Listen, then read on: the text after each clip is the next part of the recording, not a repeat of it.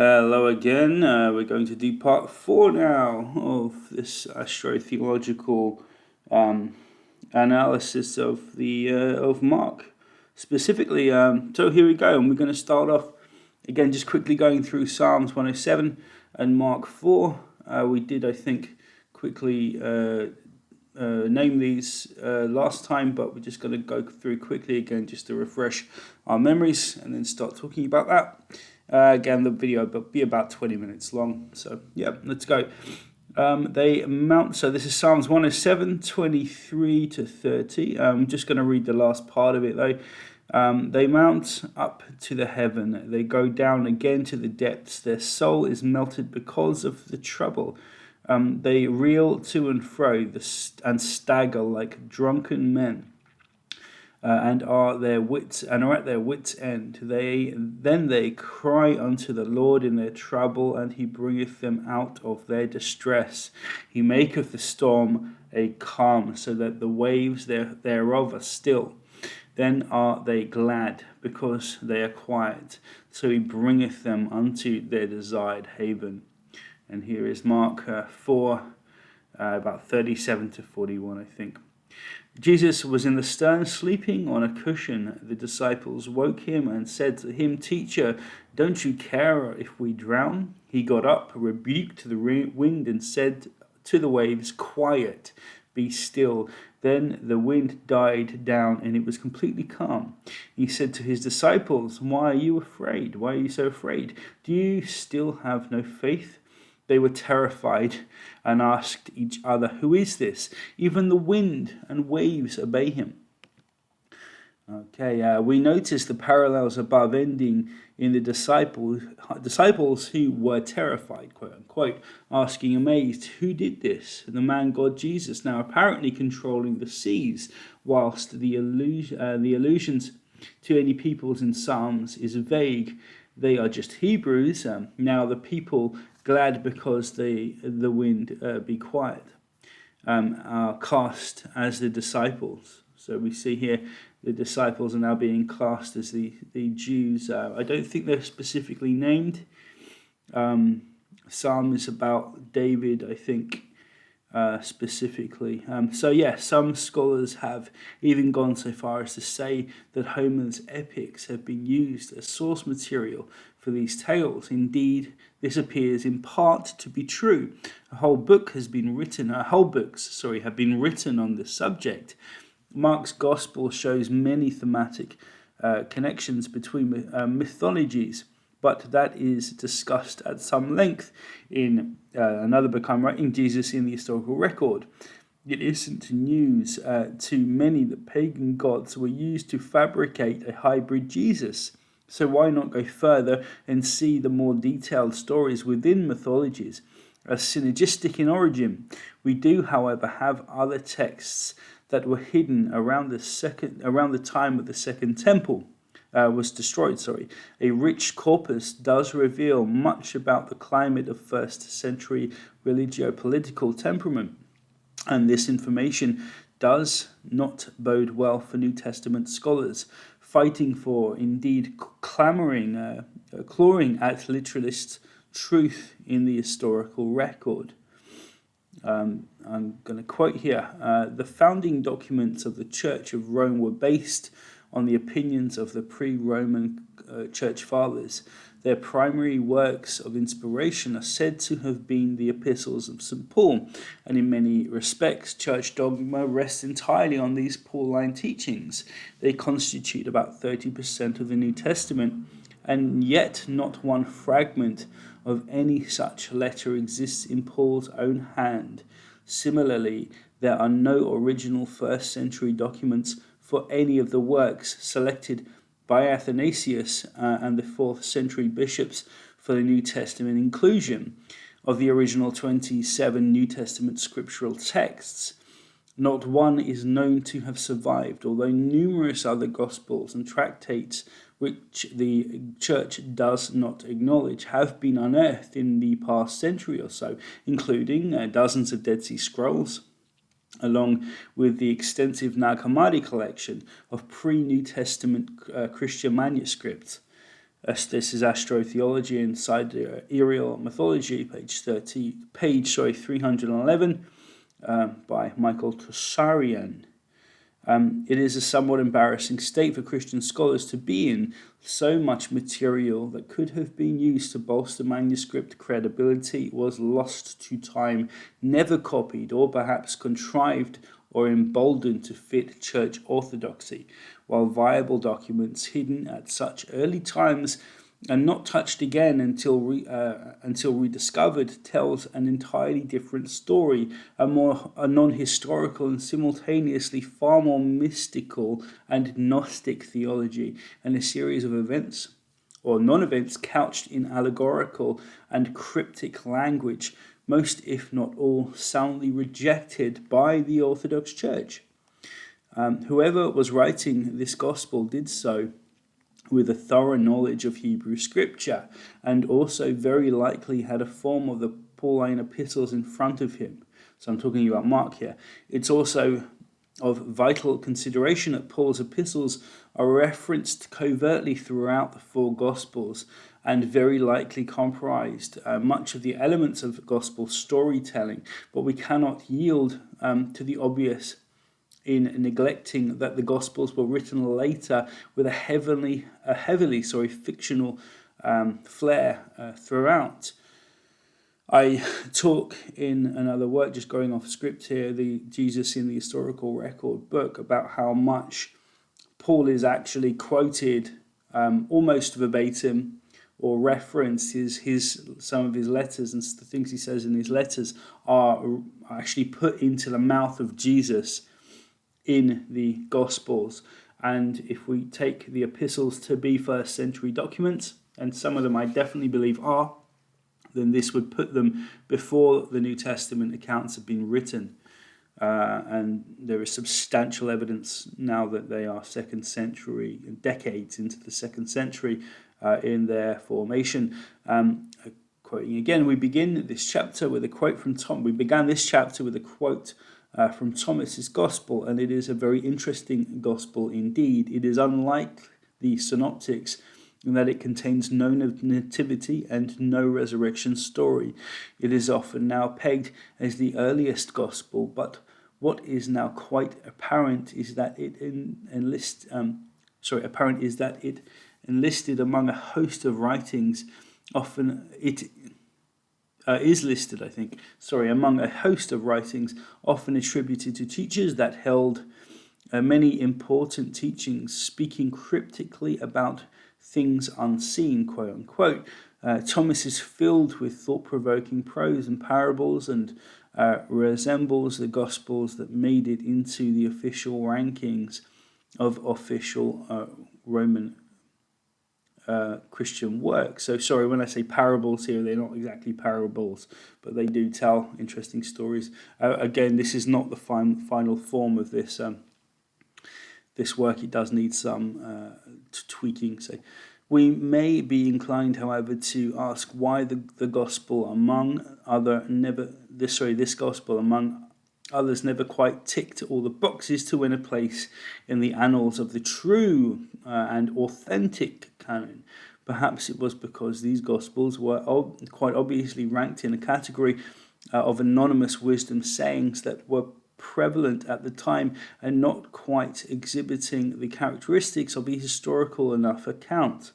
We will see soon how even the Synoptics, when read with educated occult eyes, could not and cannot conceivably call themselves remotely historical on every level, though this has not stopped 2,000 years of pious Christians from trying to externalize and historicize their God, King, Man, Shepherd, Lamb deity.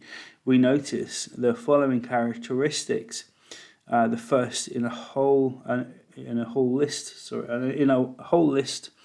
we shall find as we progress. The Feast of the Assumption. This is getting interesting here. The Feast of the Assumption of the Virgin is celebrated on the 15th of August, and the birth of the Virgin on the 8th of September, on or around the 1st of these dates, and the sun leaves the constellation Leo, and approaches Virgo. The powerful rays of the rising sun apparently eliminate the fainter lights from Virgo's stars. The Virgin is assumed into the glory of the sun, or as the book of Revelation has it, she is clothed with the sun, with the moon under her feet, and a crown of 12 stars on her head. Revelation 12:12 emphasis added. Right, so we're now going to get into these references that come straight from the stars. On the 8th of September, the Virgin is born, and her stars once more become visible at sunrise. This is actually from the Gospel of the Zodiac, Bill Darlison, P373, page 373. If we, and this is me again, if we merely take the Old Testament stories as gospel, we find them in two periods with both the Egyptians and Babylonians. In two exiles, these civilizations honed their astrological knowledge to beyond a fine-tuned science, and it is myopic in the extreme to believe this had not influenced the Hebrew scriptures. Again, to run through a few clear facts regarding the astrological nature of Mark's Gospel, we shall liberally quote from Bill Darlison's work, The Gospel of the Zodiac, as it was written specifically to address the question so many historians, theologians, and scholars have already seen, that Mark had a blatantly astrotheological composition. Many of the parables are actually mirrors of constellations above, and the 1 year ministry of Jesus in Mark is an astrotheological story about Jesus traveling through the 12 signs of the zodiac. What makes the meta parable beautiful is that we are all cast as Jesus in our own way, and the 12 signs, the 12 labors or ordeals, are a sophisticated psycho-spiritual sojourn into the recesses of human consciousness, and the hero's journey is being mirrored in the heavens. The number 12 also relates to multiple material elements in our world and has apparently been known for many thousands of years. The nascent esoteric Christian story embedded in Mark was merely the newest and admittedly most elegant stylization of this ancient law. So the author believes, anyway. So we're going to quote some here, and quote liberally as well.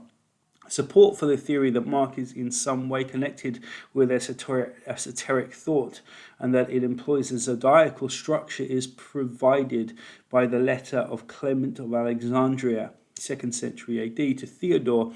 In this letter, discovered by Professor Morton Smith in 1958 at the monastery of Marsaba, Clement castigates the unspeakable teachings of the Carpocratians, who apparently had been saying things about Mark's Gospel which Clement considered to be undermining to orthodoxy. He writes, "Now of the things they keep saying about the divinely inspired Gospel according to Mark. Some are altogether falsifications, and others, even if they do contain some true elements, nevertheless are not reported truly.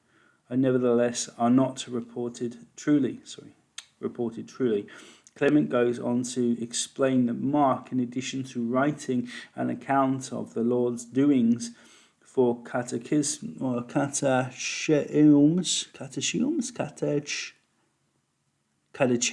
i.e. beginners, those under instruction, also produced a more spiritual gospel, and what is more, that he knew of other teachings and traditions which he did not write down, but which would lead initiates into the innermost sanctuary of the truth. Clement then gives word for word the text of the secret passage and its location in the gospel, in the canonical gospel. It is worth quoting fully here.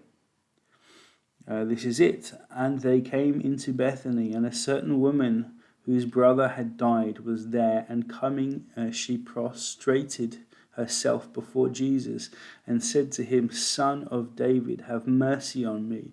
But the disciples rebuked her, and Jesus, being angered, went off with her into the garden where the tomb was. And straightway a great cry was heard from the tomb. And going near Jesus, rolled away the stone and from the door of the tomb, and straightway going in where the youth was, he stretched forth his hand and raised him, seizing his hand. But the youth looked upon him, loved him, and began to beseech him that he might be with him. Death and regeneration are in astrology scorpionic themes. And interestingly, Clement tells us that this passage is located at the very beginning of what we have designated the Scorpio section of this gospel. Clement writes, after the words following the text, "And James and John come to him," after chapter 10, verse 34. This is page 82 and 83 of that book. This fragment seems to support the theory of Mark's gospel has undergone a number of revisions, and that in Barnstone's words, this is the translator, the canonical gospel of Mark appears to be an abridgment of a secret gospel of Mark. Barnstone, page 340. The fact that our present version of Mark does not have a satisfactory ending would also tend to support this view. Did the secret gospel end in a way the Orthodox clerics found objectionable? If the secret gospel of Mark was, as its name implies, an esoteric work, then a zodiacal structure which is still preserved in the canonical version is not unthinkable. What seems to me increasingly likely is that all the canonical gospels owe their origin to an arcane or esoteric source, which original purpose was to provide spiritual guidance for the coming age of Pisces. And this is, again, the Gospel and the Zodiac, page 85. And here is something else. In 1953, an Anglican minister and Archbishop of Quebec, Philip Carrington, wrote an exhaustive tome that very rigorously examined the early Christian relationship to the solar year and the associated relationship it had to the Gospel of Mark. In the primitive Christian calendar, a study in the making of the Markan Gospel, the Archbishop, hardly an unbiased source, interestingly bolsters our claim. In this work, quoted by again by Baldalasson, this is Carrington here, Carrington claimed again that Mark's gospel is structured around the Jewish yearly cycle, and that the individual units of the narrative have been arranged to reflect the principal festivals of the liturgical year. Carrington suggests that the starting point was the Jewish New Year in the autumn, but despite this, he puts forward an enormous amount of evidence which would link Mark with the solar cycle beginning in March. This would make some sense here. He tells us that although the Jewish New Year began in September, the months were counted from March. 87 and 88, same book. Darlison goes on to write the Clementine homilies, too, which were composed no later than the 170s CE, states that Jesus' ministry began in the spring and lasted for a full year. More pertinent still is the association of the Gospel of Mark with Alexandria, hotbed of Gnosticism. Carrington reminds us of Eusebius' contention that Mark was the founder of the Alexandrian Christianity, whose principal heresies were adoptionism, the theory that Christ descended into the man, Jesus, at his baptism, and the Docetist heresy that the Christ did not die on the cross, but someone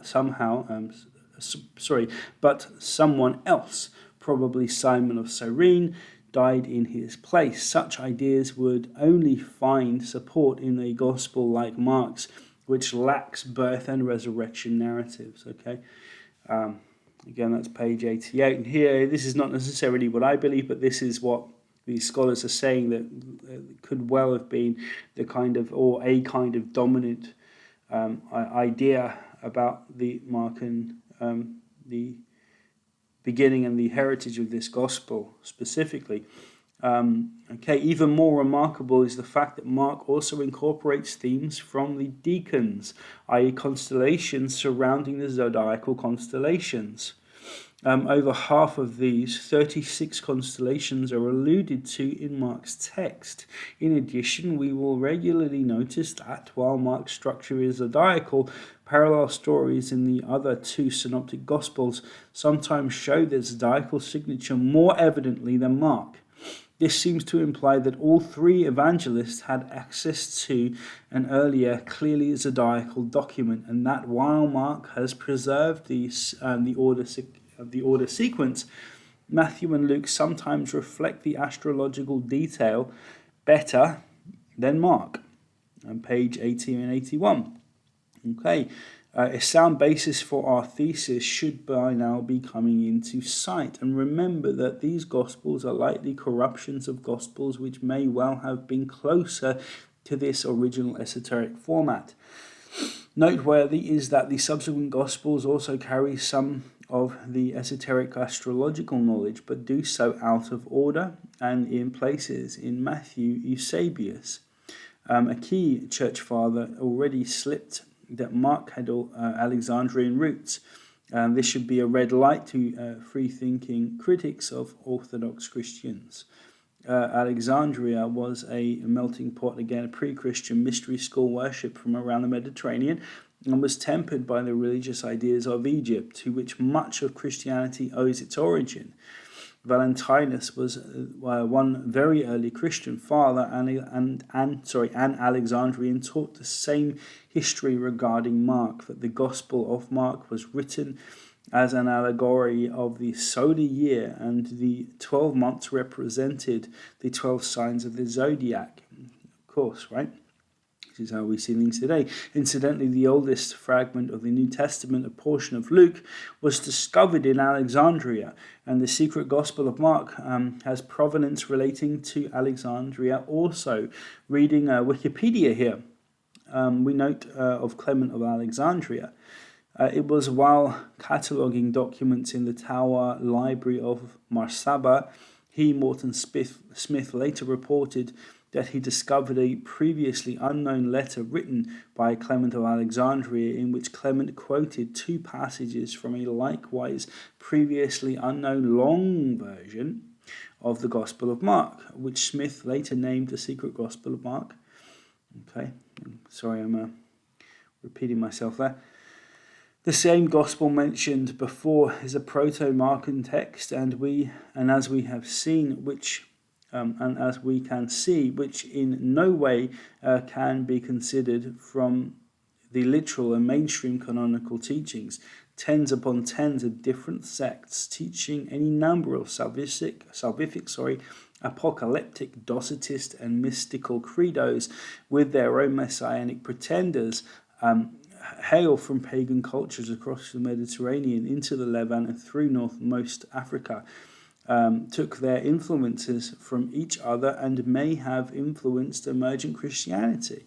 So, Essenes, Therapeutae, all these Seraphist worship and stuff, and so on, as if some of the central Dionysus, it goes on, and if some of the central influences of the biggest precursors of Christianity were largely astrologically based, then who could argue that Christianity didn't take on aspects of the solar and celestial cults also?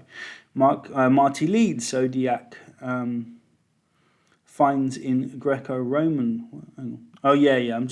So Marty Leeds is someone I will be referring to in this work too. What we're going to find, though, if anyone's confused now, is that as we go on, we're going to find the whole of the Jesus story in Mark actually traces the wheel of the zodiac going through time, and we're going to see that It starts with the rebirth of Christ.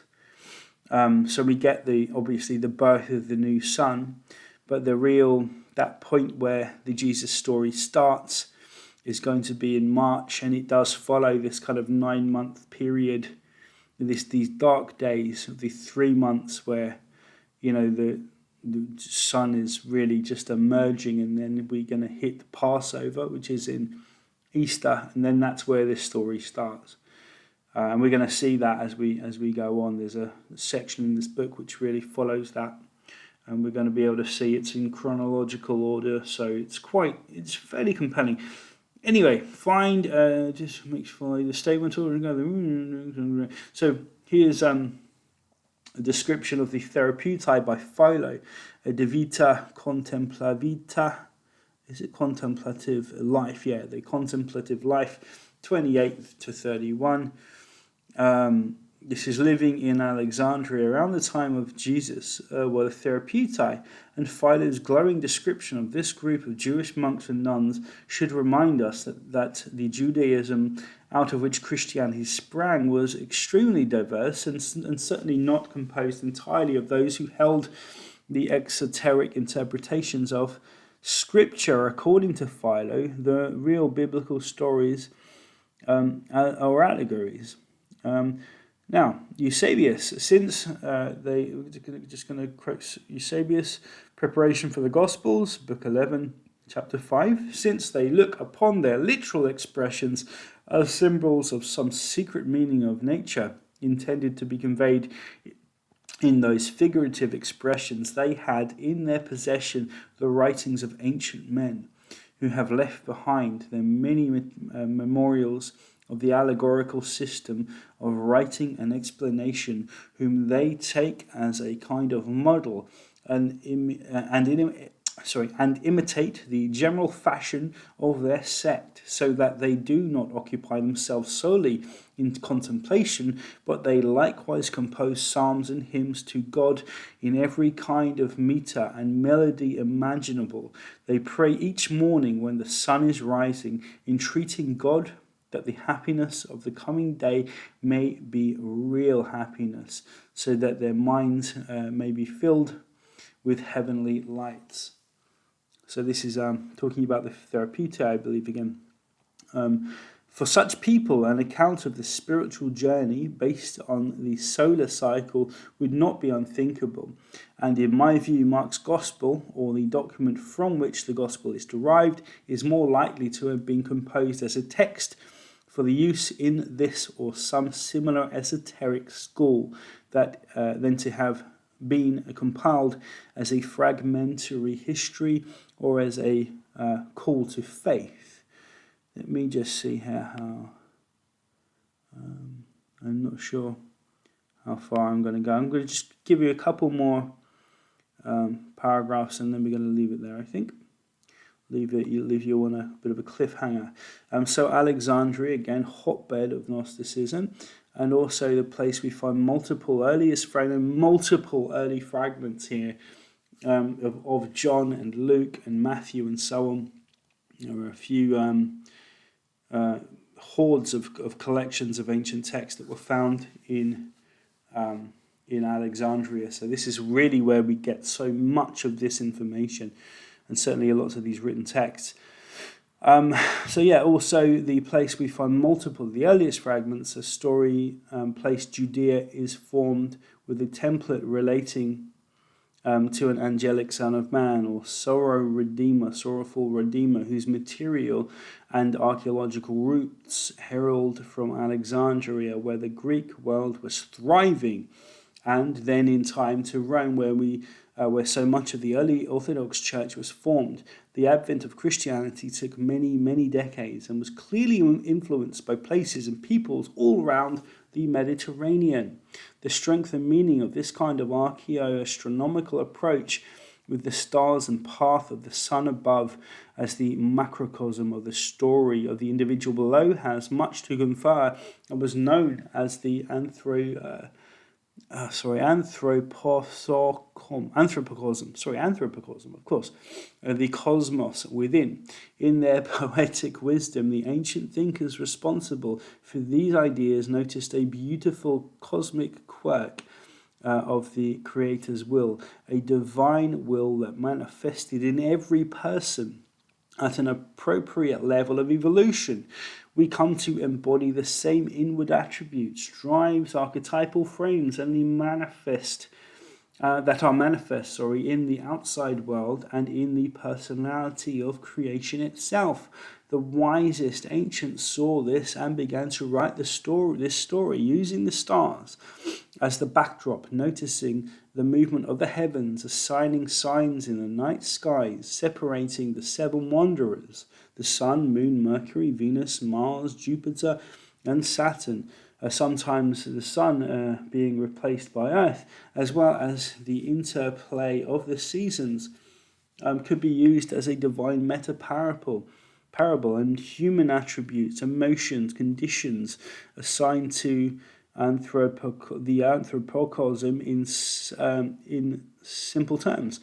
It's a testament to the power of this discipline that it endured so long, as it appears to so perfectly encapsulate the human condition in a relationship with things outside of man. As above, so below, as felt within, so witnessed without. It is not necessary that the sphere above, the planets, the sun, the moon, have a guiding influence on human behavior and our fates down on earth. It's not necessarily that there is such a strong concordance there. I think there might be. Lots of people, of course, do. But we're playing a game of storytelling here. But the storytelling was quite, it's beautiful and powerful. And they were really able to home in on the archetypal personality, frames and stuff, and really etch them onto the stars and then relate those stars back down to humans again. And notice the cyclical, this seasonal, time frame we're talking about here. Beautiful. Anyway, I'm going back to the script.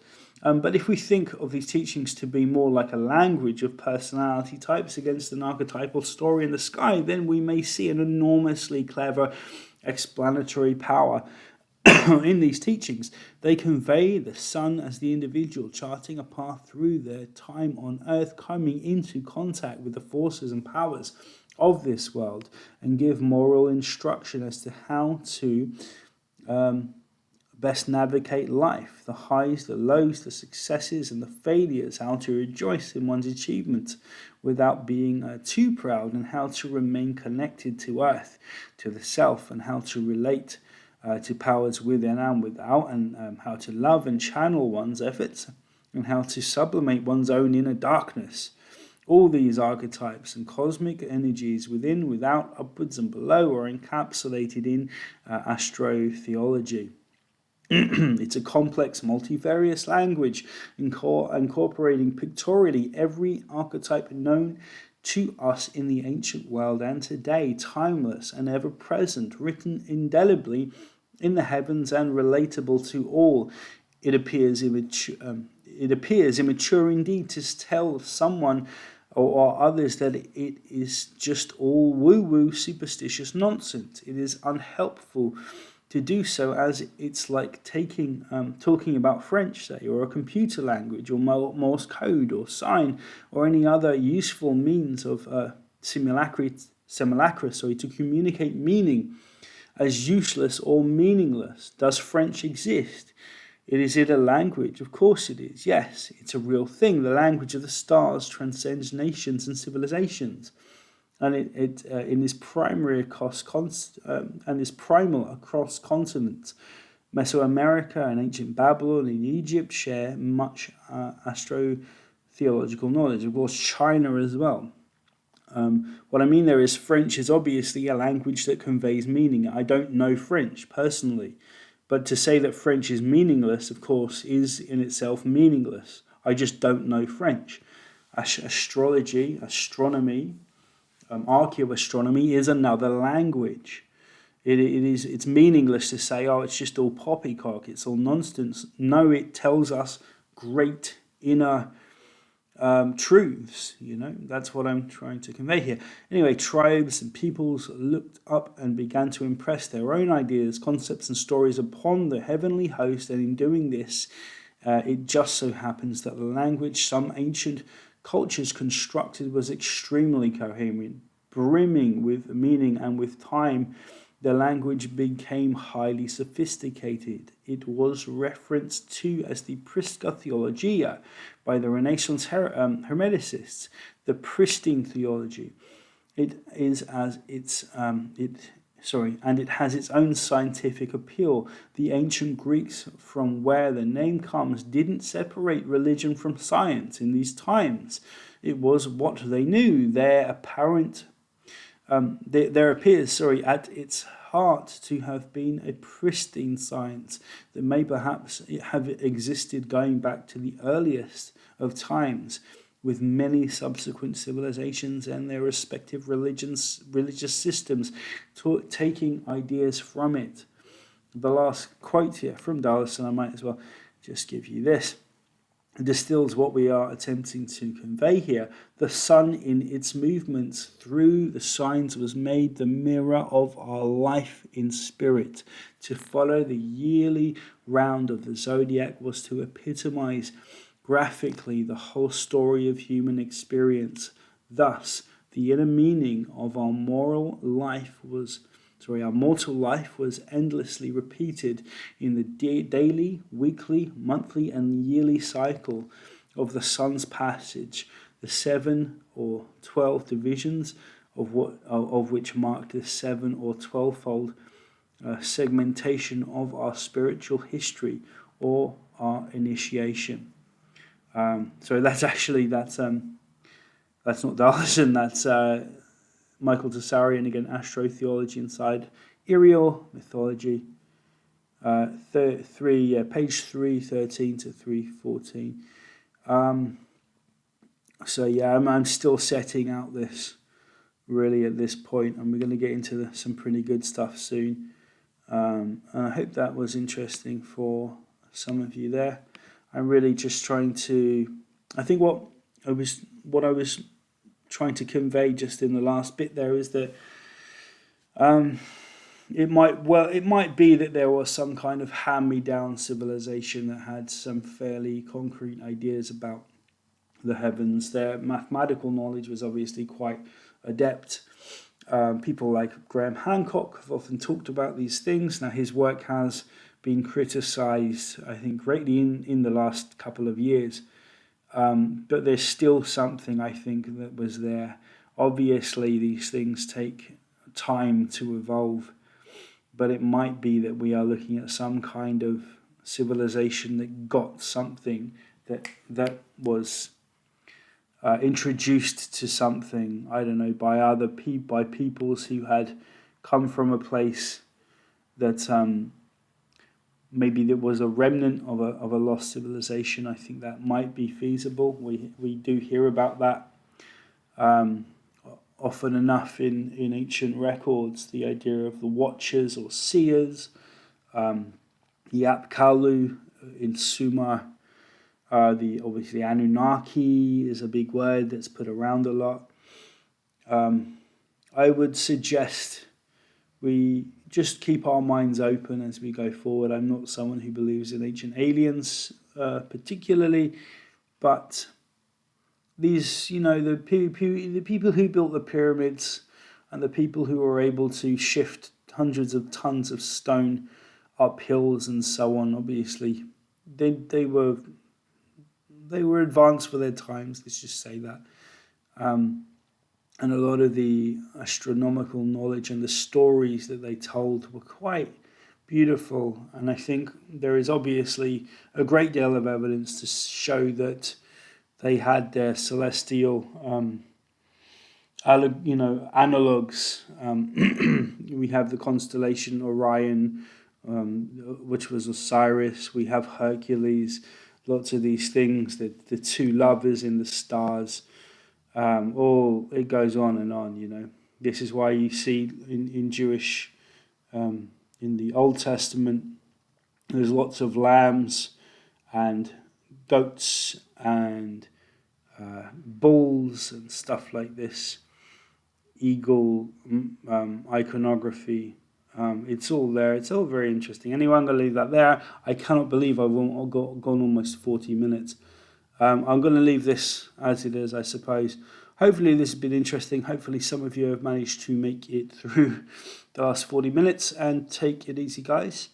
Like and subscribe if you're enjoying this content. Thank you.